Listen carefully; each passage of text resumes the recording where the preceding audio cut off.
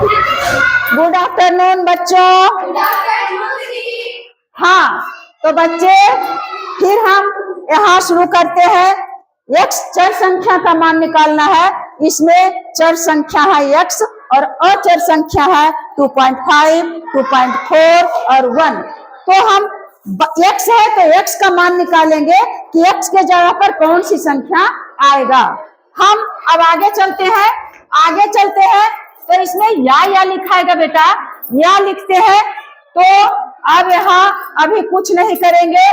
2.4 है तो 2.4 रहने दिए। और यहाँ देखो भाग का, यहाँ घटाव है तो इसके नीचे घटाव का क्रिया हम करेंगे। कौन घटाव हो गया? बटा वाला है, इसका मतलब है कि भिन्न का घटाव हो गया। तो 2.5 है, 1 है, तो 2.5 और 1 में यदि हम लसा निकालेंगे तो क्या होता है? जब नहीं करता है तो गुणन होता है। तो हम इसमें गुना करेंगे तो इतना ही आएगा। तो एक लकीर खींचे और 2.5 आया, तो 2.5 आ गया, लिख दिया। यहाँ तक समझने में कोई दिक्कत? अब हम 2.5 में 2.5 से भाग दे दिए तो 1 आएगा, और 1 में x के गुना कर दिए तो क्या आया? 1x आया, यानी x आया। और घटाव तो घटाव। अब फिर 2.5 में 1 से यदि भाग देते हैं, 1 से भाग देते हैं तो भागफल हमको लगे आएगा 2.5, 2.5। तो 2.5 में और ऊपर 1 है तो 1 से गुना करेंगे तो गुणनफल हमको 2.5 आएगा। 1 कहाँ से आएगा? 1 से यहाँ भाग दिए तब आया 2.5, और उसको 1 से हम गुना करते हैं किसी भी संख्या को तो गुणनफल जितना संख्या रहता है उतना ही आता है। तो हमें आ गया 2.5। इतना समझने में बेटे कोई दिक्कत नहीं है? अब देखो, अब तिरछे का सवाल आ गया। तो तिरछे का सवाल आ गया तो हम पहले इसमें x है यहाँ, तो x का मान में हमको निकालना है। तो x वाला जिधर रहेगा तिरछे उसको पहले लिखेंगे। तो या 1 में हम इतना से गुना करेंगे तो उतना ही आएगा, ज्यों का त्यों आएगा। तो x और माइनस 2.5, इतना समझने में कोई दिक्कत?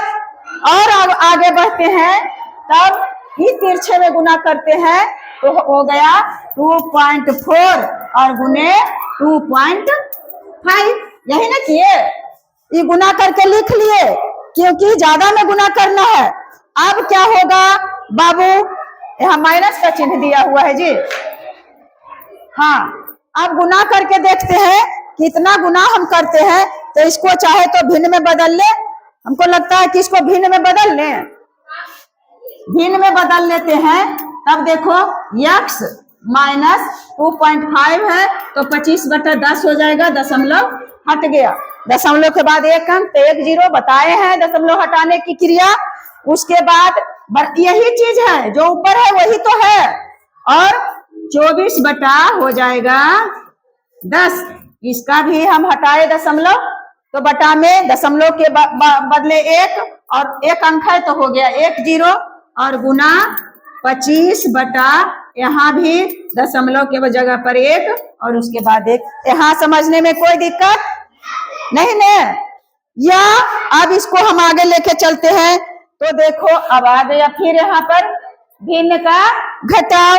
तो अब यहाँ से लंबा हो गया है हिसाब, तो यहाँ लिख लेते हैं फिर उसी बात को।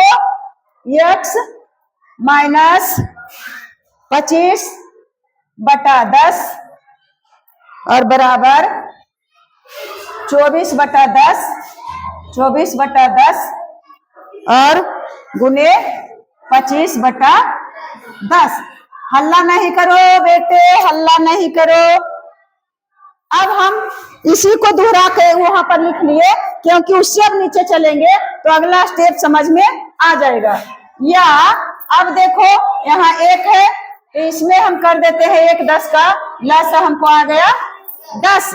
1 दहाई 10 और 10 में 1 से गुना कर दिए तो हो गया 10x, और माइनस है तो माइनस दे दिए। 10 में 10 के भाग दिए 1 और 1 में 25 के गुना कर दिए तो 25, और बराबर। अब इसको देखते हैं, तो देखते हैं काट करके।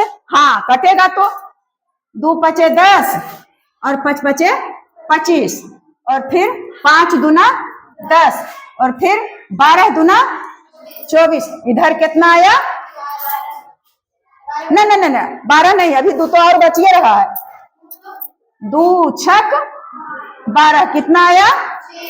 6 आया। कैसे 6 आया जो समझिए, किसी भी तरह से काटेगी तो आएगा 6 ही, तो 6 आया। अब फिर अब तिरछे तिरछे गुना की बारी आ गई, तो 1 से हम गुना करेंगे बेटे ऐसे, तो उतना ही आएगा 10 x और -25 और बराबर 10 में 6 से हम गुना करेंगे तो 10 छका 60। अब आएगा मजा। क्या आएगा? अब आएगा मजा। 10 x में बराबर इसका मान x का वैल्यू निकालना है, तो 60 में हम इधर करेंगे 25 को, तो हो जाएगा +25, तो दे दिए +25। अब बेटे अब देखो, या लगता है इधर भी नहीं अथी होगा जी। 10 x बराबर 60 और 25 कितना हो जाएगा? 5 की 5 6 2 8 85 आया। सही है 85। या x बराबर निकालेंगे तो 85, x बराबर निकालेंगे तो 85 बटा कितना हो जाएगा? 10। 2 पचे 10 और 17 पचे 85, 17 बटा 2। यही आया आंसर। या तो पूर्णांक में आएगा तो पूर्णांक में बदल देते हैं, वह आएगा या तो 2 8 16 8 पूर्णांक 1/2 रहेगा, या तो 17 बटा 2 रहेगा। यही आंसर रहेगा। इसको सही से नहीं लो।